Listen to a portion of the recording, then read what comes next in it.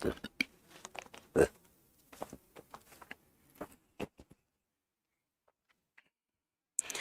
My dear, नमस्कार, सत श्री अकाल एंड जय हिंद। आप सभी लोगों का इंजीनियर अड्डा पे स्वागत है। मेरा नाम है प्रमोद अग्रहरी। जैसे कि मैं आप सब लोगों के लिए आपके कहने के अनुसार ही कुछ इंपॉर्टेंट टॉपिक लेके आता हूं, जो कि ये छोटा सा सेशन आपके लिए बहुत यूजफुल हो सके। आपके एग्जाम में यहाँ से कई क्वेश्चन बनते हैं। आप ये देखेंगे कि हर पॉइंट से यहाँ पर क्वेश्चन बनते हैं।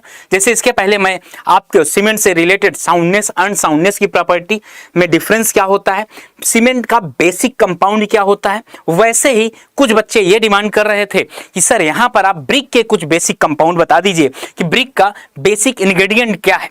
तो यहाँ पर हम ब्रिक के बारे में आज पढ़ेंगे और ये जो वीडियो है ना आपके लिए बहुत ही यूजफुल होगी, बेसिक ऑफ द ब्रिक। क्योंकि आजकल आप कोई भी एग्जाम देख लीजिए तो वहां पर आपका बहुत ही बेसिक लेवल पूछा जाता है। समझ गए ना?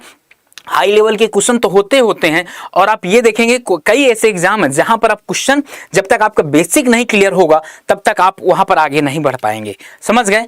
तो अभी जैसे आपको पता है कि आपके कई एग्जाम होने वाले हैं। एमपी में जेई की वैकेंसी आ गई है, एसएससी जेई है, डीडीए है और झारखंड का पेपर फिर से होने वाला है। तो इस तरह से आप देखेंगे कि आपके लिए कई वैकेंसी लगातार हो रही हैं। और यूपी डीपीएससी भी, यूपी में यूपी डीपीएससी भी होने वाला है, जेई का पेपर है, ह्यूज नंबर ऑफ वैकेंसीज वहां पर होंगी। तो उसके पहले आपको पेट का फॉर्म भरना होगा। समझ गए ना? पेट का फॉर्म जरूर भरिएगा, अदरवाइज आप पेट यूपी डीपीएससी का पेपर ही नहीं दे पाएंगे। तो क्लियर बात? तो हम स्टार्ट करते हैं आज का अपना सेशन, ठीक ना? जैसे यहाँ पर आप यहाँ देख सकते थे कि हमारा सिविल सिलेक्शन बैच स्टार्ट हो चुका है। अभी कुछ ही दिन हुए हैं, 20 जुलाई से स्टार्ट हुआ है। अगर आपको ज्वाइन करना है अभी तो आप ज्वाइन कर सकते हैं। इसके बाद क्या है, फर्स्ट ऑफ ऑल ब्रिक की थोड़ा सा मैं साइज आपसे डिस्कस कर लेता हूँ कि ब्रिक की साइज क्या होगी। तो यहाँ पर सभी को पता होगा कि ब्रिक की साइज क्या है। ब्रिक की साइज जो आपकी है ना, जो ब्रिक की साइज है, ये देख लीजिए। ब्रिक की साइज यहाँ पर देखा जाए तो ब्रिक की साइज आपकी, ये आपकी ब्रिक की साइज है, ये आपकी ब्रिक की साइज है, ये आपकी। ओके, ब्रिक की साइज क्या होगी आपको कि आपकी जो ब्रिक की साइज है वो 190 इंटू 90 आपकी ब्रिक की साइज होगी। ओके, और ये पहले ब्रिक की साइज पढ़ लेते फिर सारा कुछ देखते हैं। ये ब्रिक की साइज हो गई। ओके, अब आपसे ये स्टैंडर्ड साइज होगा। अगर ब्रिक की साइज लिखा जाए तो कई पॉइंट में कई लिखा जा सकता है। जैसे कि यहाँ पर मैं लिख सकता हूँ ब्रिक की साइज अगर देखा जाए, जो ब्रिक की साइज होगी ना वो देखिए 190 इंटू 90 सेंटीमीटर होती है। ये आपकी स्टैंडर्ड साइज हो गई।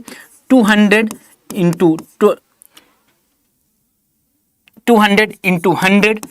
100 आपका क्या हो जाएगा, सेंटीमीटर। ये आपकी स्टैंडर्ड साइज हो गई।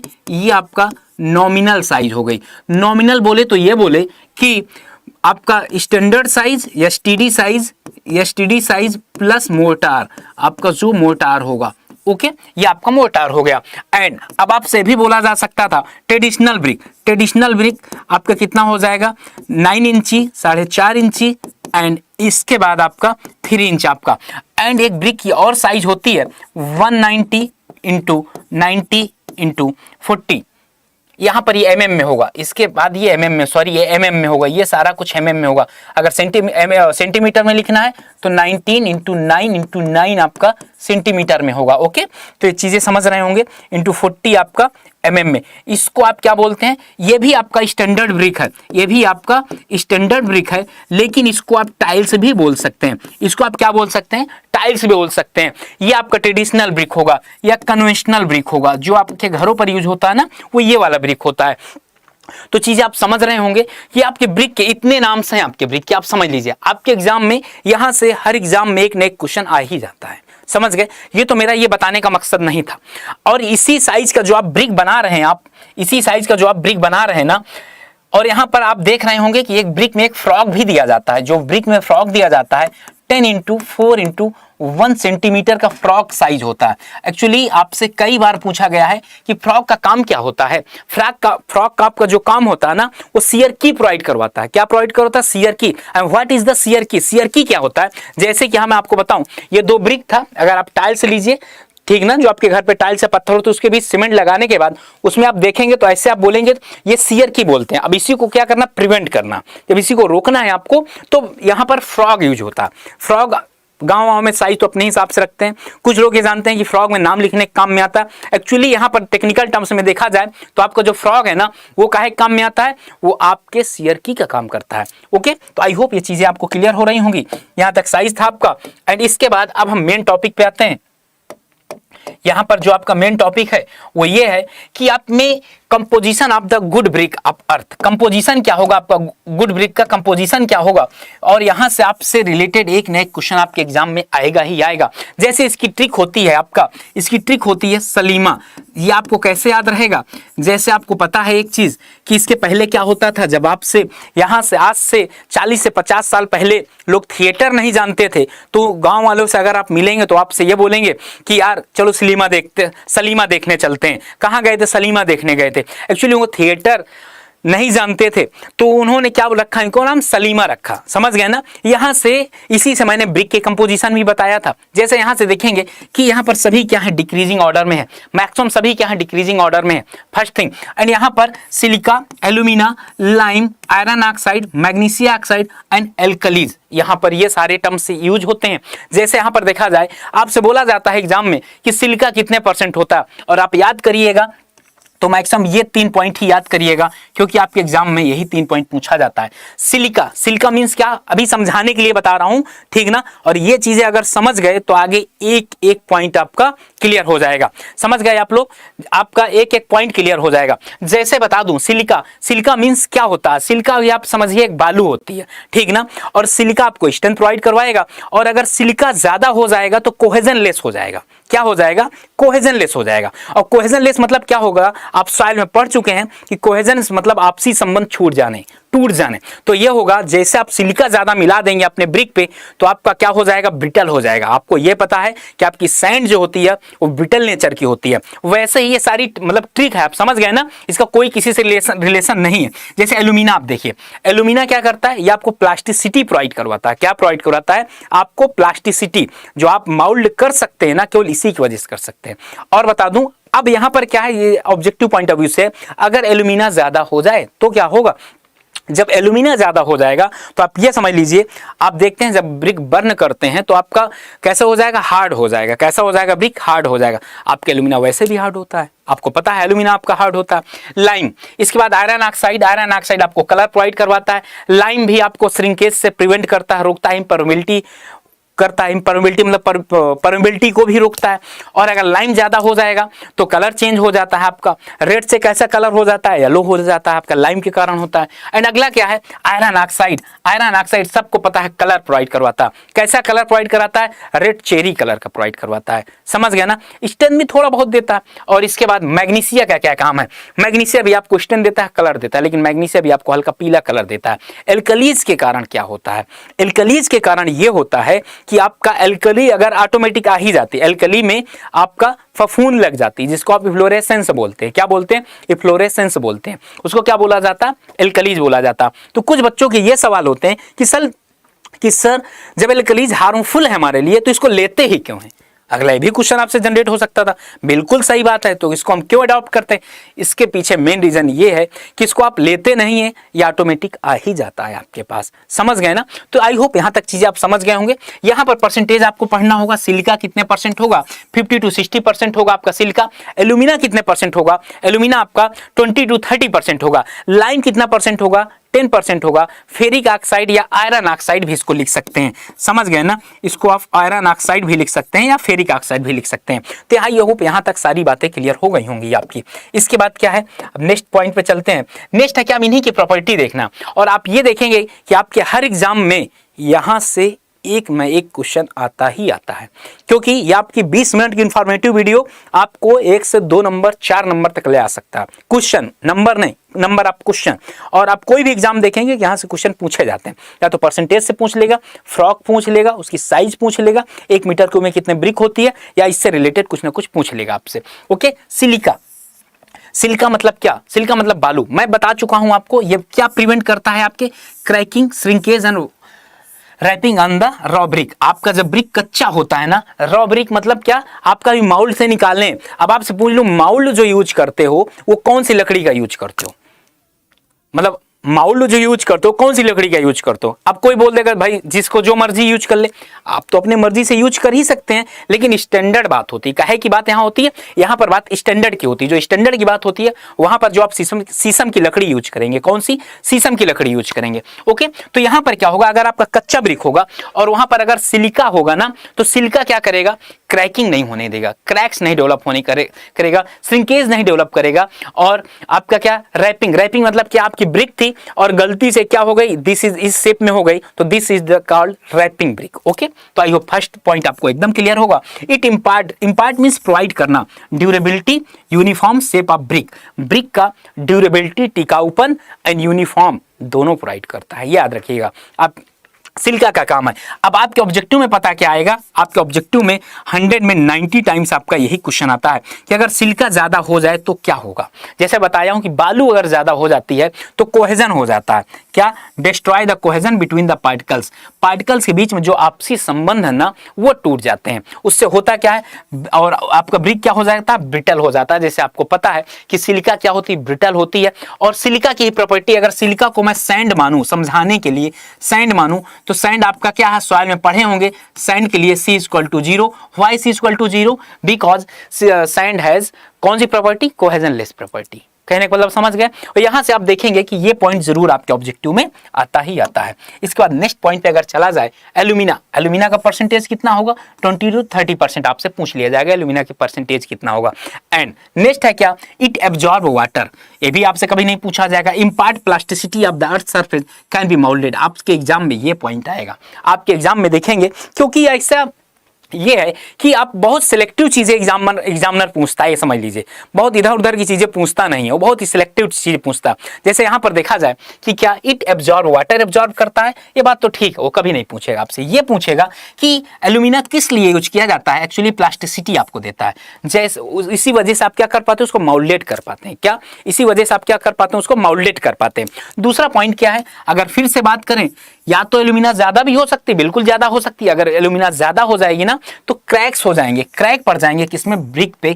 जब ब्रिक आपकी सूख जाएगी तो क्रैक्स पड़ जाएंगे, और यही क्रैक रोकने के लिए आपने क्या यूज कर रखा है, इसी क्रैक को रोकने के लिए आप क्या यूज कर रहे हैं पता है, सिलिका यूज कर रहे हैं। जो क्रैक है इसकी वजह से आ रहा है ना, इसी के लिए आप सिलिका यूज कर रहे हैं। और क्या होगा, become too hard when burn, जब आपकी ब्रिक जलेगी तो बहुत ज्यादा हार्ड हो जाएगी। और आपको पता है एल्यूमिना, आप जान रहे हैं ना, एल्यूमिना जान रहे हो, एल्यूमिना भी आपको बहुत हार्ड होती है, एल्यूमिना भी तो आपकी बहुत हार्ड होती है। तो क्या होगा, आपका ये भी पॉइंट क्लियर हो गया होगा। तो यहां से आपको क्या पढ़ना, ये वाला पॉइंट पढ़ना, फर्स्ट थिंग, सेकंड थिंग, ये पॉइंट प्लास्टिसिटी वाला, आपको ये दोनों वर्ड ध्यान में रखने हैं। और आप देखेंगे कि आपके एग्जाम में एज इट इज, आपके एग्जाम में ऐसे ही क्वेश्चन उठ के आएंगे। ओके, तो नेक्स्ट पॉइंट पे चलते हैं।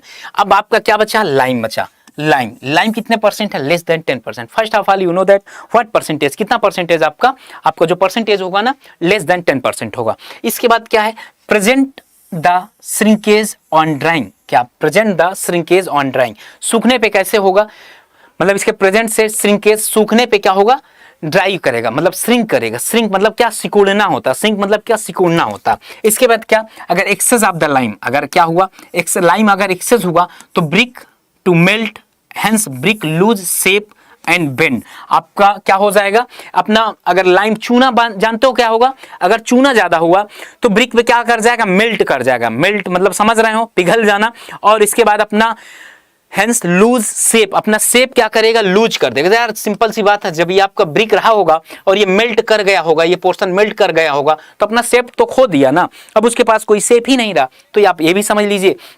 और अगर इफ लाइम इज, अगर फिर से सिंपल सी बात, अगर यही सीमेंट में लाइम नहीं पानी के साथ रिएक्शन करती थी तब साउंडनेस, अनसाउंडनेस की प्रॉब्लम आ जाती थी। यहां पर क्या हुआ, जब पानी के साथ नहीं रिएक्शन कर रहा तो well condition, the reason for crack and efflorescence, the reason for crack and efflorescence का रीजन बनता था। और यहां पर बता दूं, यहां पर इफ्लोरेसेंस आपसे पूछा जाता है लो, मॉडरेट एंड हैवी। और एक चीज आपको बता दूं मैं, आपके एग्जाम में यहां से पूछा जाता है आपका लो कब बोलेंगे, मतलब लो फ्लोरेसेंस कब बोलेंगे, जब लेस देन 10 हो। मॉडरेट कब बोलेंगे, 10 to 50% हो, ये 50% हो। हैवी कब बोलेंगे, जब ग्रेटर देन 50% हो। तो यहां से चीजों का मतलब ये है आपका एक्चुअली है क्या, let us suppose this is your brick, ये आपकी ब्रिक थी और ये ब्रिक में आप ये देख रहे हैं जो मैं ये कलर का दिखा रहा हूं आपको, ये कुछ इस ये वाले कलर को दिखा रहा हूं मैं आपको, ये वाले कलर दिखा रहा हूं ना, ये सब आपके क्या है, फ्लोरेसेंस है। मतलब सफेद सफेद कलर के पैचअप जैसे बन जाते हैं, जिसको आप हिंदी में क्या बोलते हैं, लोंदा बोलते हैं। गाँव में क्या होगा, लोंदा। एक्चुअली आता किसकी वजह से, ये डैम्पनेस की वजह से आता। किसकी वजह से आता, ये आपके डैम्पनेस की वजह से आता। तो डैम्पनेस को अगर नहीं रोका जाएगा तो ये बहुत लॉन्ग प्रोसेस है, मतलब 2-3 साल इसको लग जाते हैं।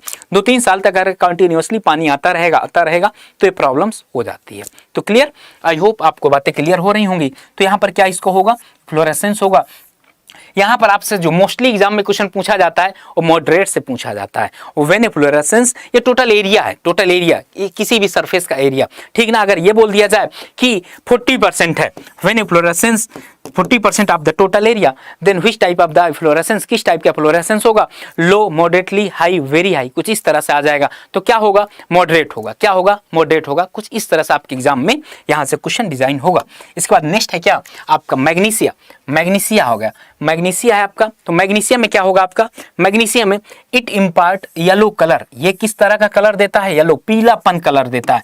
कैसे, आपका पीला कलर देता है। ओके, और दे श्रिंकेज और दे डिक्रीज श्रिंकेज, ये क्या करता है, ये आपके श्रिंकेज को डिक्रीज करता है, ये आपके श्रिंकेज को डिक्रीज करता है। यहाँ पर एक्चुअली लिखा नहीं है, एंड दे डिक्रीज श्रिंकेज। अब आपसे यहाँ पर यह होगा कि मैग्नीशिया क्या करता है, आपको पीलापन देता है, कलर ब्रिक में आपका पीलापन। गांव हम देख लीजिए, रेड चेरी कलर आपका ब्रिक होता है ना, कभी आपको नहीं मिलेगा, कभी आपको नहीं मिलेगा। कैसे मिलेगा, हल्का पीलापन मिलेगा, first thing. Second thing, they decrease shrinkage को क्या कर देता है, डिक्रीज कर देता है, मतलब श्रिंक होने से रोकता है। उसके बाद क्या, बट लेकिन अगर ये क्या हो जाए, एक्सेस फॉर्म में हो जाए तो क्या हो जाएगा, magnesia lead to decay of the brick. ये भी आपके एग्जाम के पॉइंट ऑफ व्यू से बहुत ज्यादा इंपॉर्टेंट है। आपसे बोल देगा कि यहां पर क्या है आपका, अगर मैग्नीशिया एक्सेस हो जाए, अगर मैग्नीशिया एक्सेस हो जाए तो ब्रिक आपका कैसे हो जाएगा, डीके हो जाएगा। और सेम प्रॉब्लम किसके साथ थी आपकी, सेम प्रॉब्लम आपके लाइम के साथ भी थी, सेम प्रॉब्लम आपके लाइम के साथ भी थी कि अगर लाइम ज्यादा हो जाए तो ब्रिक आपका क्या कर जाता था, मेल्ट कर जाता था। जब मेल्ट कर जाता था तो अपना शेप क्या कर देता था, लूज कर देता था। आई होप आपको ये चारों पांचों पॉइंट एकदम क्लियर हुआ होगा। और इसके बाद आपका आयरन ऑक्साइड बचा, लास्ट कौन सा है, आयरन ऑक्साइड। आयरन ऑक्साइड या ferric oxide both are same. Okay, Fe2O3 इसको बोलते हैं। इसका अगर देखा जाए Fe2O3 इसको बोला जाता है। Their percentage is less than 7%। सबसे बड़ी बात कि आपको स्ट्रेंथ भी देता है और हार्डनेस भी देता है, बट बहुत लो देता है, बहुत कम होता है। इसका जितना सफिशिएंट होना चाहिए उतना नहीं हमको प्रोवाइड करवाता। ओके, तो फर्स्ट पॉइंट आपसे कभी नहीं पूछो, मैक्सिमम टाइम नहीं। मेरा यह मतलब नहीं कि कभी नहीं पूछा जाता, पूछा जाता है लेकिन चांसेस कम होते हैं। समझ गए ना, इसका मतलब क्या, पूछा जाता है लेकिन चांसेस क्या होते हैं, कम होते हैं। Okay, and it improve the इम्परमेबिलिटी and durability. जब आयरन ऑक्साइड होता है तो इट इंप्रूव द इम्परमेबिलिटी। आप इम्परमेबिलिटी आप कैसे समझेंगे, ये आपने क्या थी, ये आपकी वॉल थी, मतलब ये आपकी क्या थी, ये आपकी एक दीवार थी। ओके, बना दिया दीवार। ओके, ये आपने ब्रिक को कुछ इस तरह से डिजाइन किया था, कुछ इस तरह से डिजाइन आपकी ब्रिक थी। ओके, आई होप समझ पा रहे होंगे। अब अगर यहाँ पर वाटर आ रहा है, यहाँ पर अगर पानी आ रहा ना यहाँ से, तो ये ब्रिक का जो पानी है ना, ये अगर यहाँ से परमिशन देगा और यहाँ तक आ गया, यहाँ तक सीलन आ गई, इसी को क्या बोलते हैं, परमेबिलिटी बोलते हैं। इसी को रोकने के लिए क्या किया जाता है, आपको आयरन ऑक्साइड दिया जाता है। आयरन ऑक्साइड क्या करता है कि परमेबिलिटी को आने नहीं देता। समझ गए ना, ये कब होता है, जब 10-15 दिन लगातार पानी बरसता रहे या पानी उस पर दिया जाए, तब ये बहुत नीचे तक नहीं आ पाता, आता है। और इसी के वजह से फ्लोरेसेंस होता है, इसी की वजह से ही फ्लोरेसेंस होता है। ओके, इसी की वजह से आपका फ्लोरेसेंस होता है। इसी की वजह से क्या होता है, फ्लोरेसेंस होता है। इसको क्या करते हैं, और ये क्या करता है, आपकी ड्यूरेबिलिटी को भी इंक्रीज करता है, ये आपकी ड्यूरेबिलिटी को भी इंक्रीज करता है। यहाँ पर लास्ट देखा जाए ये किस कलर, कौन सा कलर प्रोवाइड करवाता है, आपका चेरी कलर प्रोवाइड करवाता है। और यहाँ पर आपसे एग्जाम में भी पूछा जा सकता है कि iron oxide cherry colour provide करवाता है तो कौन सा ऐसा यहाँ पर कंपोनेंट है जो आपको येलो कलर प्रोवाइड करवाएगा, ये भी आपके ऑब्जेक्टिव में पूछा जा सकता था। तो एक बार फिर से मैं देख लेता हूं कि कौन कौन से पॉइंट आपको मैं आज डिस्कस किया हूं आपके लिए। फर्स्ट ऑफ ऑल कि गुड ब्रिक अर्थ, आपको ब्रिक नहीं केवल गुड ब्रिक अर्थ लिखा मिलेगा, उसके कंपोजिशन क्या क्या है तो आप ये सलीमा याद रखिएगा ट्रिक। ये इसकी डिक्रीजिंग ऑर्डर भी है जो कि आपके लिए बहुत ज्यादा हेल्पफुल होगा। इसके बाद ये डिक्रीजिंग ऑर्डर है और ये सारे कंपोनेंट्स यहाँ पर आप देख सकते हैं। तो आई होप आपको वीडियो पसंद आई होगी, ठीक है ना। और ऐसी कोई इंफॉर्मेटिव वीडियो के लिए मैं आपके लिए बनाता रहूंगा। Okay, thank you.